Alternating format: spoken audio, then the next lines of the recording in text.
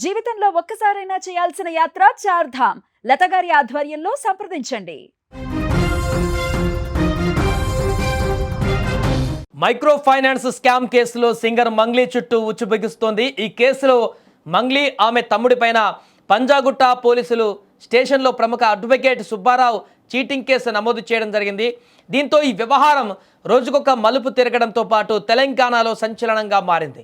అయితే micro finance scam ఆరోపణల నేపథ్యంలో న్యాయవాది సుబ్బారావు ఫిర్యాదు చేయగా మంగ్లీ కూడా అతనిపైన కౌంటర్ కంప్లైంట్ ఇవ్వడంతో ఈ వివాదం మరింత ముదిరింది. ఈ వ్యవహారానికి తనకు ఎలాంటి సంబంధం లేదని ఇప్పటికే స్పష్టం చేసిన మంగ్లీ మరోసారి సోషల్ మీడియాలో వీడియో విడుదల చేసి క్లారిటీ ఇచ్చింది. మైక్రో ఫైనాన్స్ అనే పదమే తనకు తెలియదని పేర్కొంది. ఈ కేసుతో తనకు ఎలాంటి సంబంధం లేదంటూ చెబుతూ ఈ కేసులో నిందితుడిగా ఆరోపణలు ఎదుర్కొంటున్న రమావత మధును తమ కమ్యూనిటీ ప్రోగ్రాంలో కలిసిన మాట నిజమేనంటూ ఒప్పుకోవడం కీలకంగా మారింది.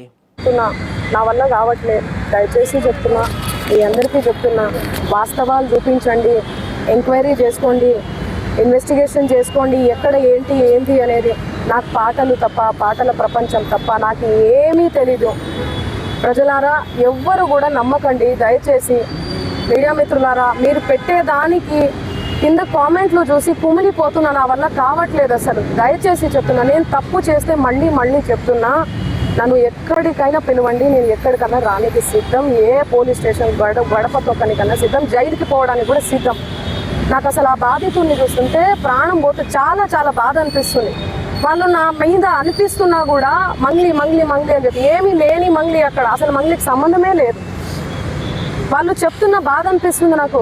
ఎందుకంటే ఆ పేదరికం నుంచి నేను వచ్చాను, నాకు తెలుసు అది ఆ పెయిన్ ఎట్లుంటుంది అనేది. వాళ్ళ దగ్గర నుంచి వాళ్ళని ఏమనాలి అసలు నాకు అర్థం కావట్లేదు నోటితో. ఆ మధు నాయకు, ఆ హేమకాంత్ రెడ్డి, ఈ సుబ్బారావు, ఏంది అసలు ఈ గేమ్ అంతా ఏందో నాకు అసలు ఏమీ కూడా అర్థం కావట్లేదు. గత 30 రోజుల నుంచి నా ప్రోగ్రామ్స్, నాకు అన్నీ కూడా రికార్డింగ్స్ అన్నీ కూడా వదులుకోవడం జరుగుతుంది. నాకు అసలు దయచేసి చెప్తున్నా, చేతులు జోడించి చెప్తున్నా, నా తప్పు ఉంటే నన్ను ఏ శిక్ష విధించినా కూడా నేను పడడానికి నేను రెడీ.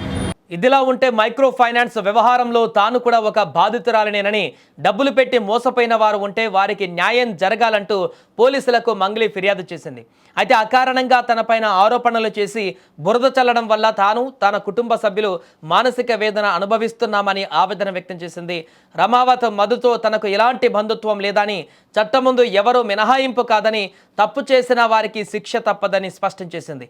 మరోవైపు తనపైన దుష్ప్రచారం చేస్తున్నారని ఆరోపిస్తూ న్యాయవాది సుబ్బారావు పైన మంగ్లీ ఇటీవల ఫిర్యాదు కూడా చేసింది. ఇదిలా ఉంటే ఈ కేసులో పరారీలో ఉన్న మధు మాత్రం ఒక వీడియోను విడుదల చేశాడు. మధు విడుదల చేసిన వీడియోలో సింగర్ మంగ్లీకి ఈ కేసుతో ఎలాంటి సంబంధం లేదని స్పష్టం చేశారు. కంపెనీ నుంచి 20 కోట్లు హిమాకాంత్ రెడ్డి తీసుకున్నాడని మధు ఆరోపించాడు. అడ్వకేట్ సుబ్బారావు హిమాకాంత్ రెడ్డి స్నేహితులని, హిమాకాంత్ రెడ్డి నుంచి డబ్బులు ఇప్పిస్తానని సుబ్బారావు చెప్పారని మధు ఆ వీడియోలో పేర్కొన్నాడు. మీకు నేను నమ్మి ఈరోజు రోడ్డు మీద పడ్డాను. ఈరోజు కూడా మీరు బాగానే ఉన్నారు. ఒకటి చెప్తున్నా సార్, మీకు మీ బినామీల పేరు ఉన్న ఆస్తులైనా నిధులైనా బయట తీసుకొచ్చి నేను అందించిన మీకు పైసలు, మీరు నిన్న ఈ 20 days నుంచి మీరు సుబ్బు అడ్వకేట్తో ప్రెస్ మీట్లో బాగా ఫేక్ ఆర్టికల్స్ సోషల్ మీడియాలో వైరల్ చేయడం జరిగింది. 10 కోట్ల వరకు ఆ అకౌంట్లో కొట్టినట్టు చూపిస్తున్నారు. ఆ అకౌంట్లో మీరు కొట్టింది 4 కోట్ల వరకు వేసారు. మిగతా పైసలు మీ దగ్గర ఉన్నాయి.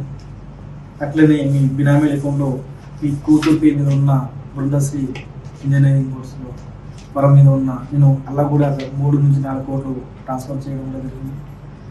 అట్లనే మీ బినామీలు శైలేందర్ రెడ్డి, అట్లనే లక్ష్మయ్య అకౌంట్లో కూడా దాదాపుగా ఒక 5 నుంచి 7 కోట్ల వరకు నేను ట్రాన్స్ఫర్ చేయడం మనీ పంపించడం కూడా జరిగింది. శైలేందర్ రెడ్డి అట్లనే లక్ష్మయ్య వాళ్ళ అకౌంట్లో కూడా నేను అమౌంట్ పంపించడం కూడా జరిగింది. అట్లనే దాంతోపాటు క్యాష్ పరంగా కూడా అమౌంట్ ఇవ్వడం కూడా జరిగింది. లేకపోతే కొన్ని క్యాష్ కూడా ఇవ్వడం కూడా జరిగింది. నాకు ఇవ్వాల్సిన అమౌంట్ నాకు ఇచ్చేది సార్. ఇప్పుడే చాలా వరకు సఫర్ అవుతున్నాను. మా పబ్లిక్ నాకు మీరు ఇస్తే నేను మా పబ్లిక్ ఇచ్చి కొద్దిగా ఫ్రీ అవుతాను. మీరు నా పేరు చెప్పుకున్న వాడుకునే అమౌంట్ మీరు కూడా ఆ నిధులు ఏదైతే ఆస్తులు ఉన్నాయో బినామీ పేరు మీద ముందు తీసుకొచ్చి జనాలకి క్లియర్ చేయండి. నా దగ్గర మీరు సెలబ్రిటీ కాంటాక్ట్స్ వాళ్ళతో పాటు దిగిన ఫొటోస్ మీరు కలెక్ట్ చేసి మీ దగ్గర పెట్టుకోవడం జరిగింది. కానీ ఈ విధంగా మీరు తీసుకొస్తారని నేను అనుకోలేదు.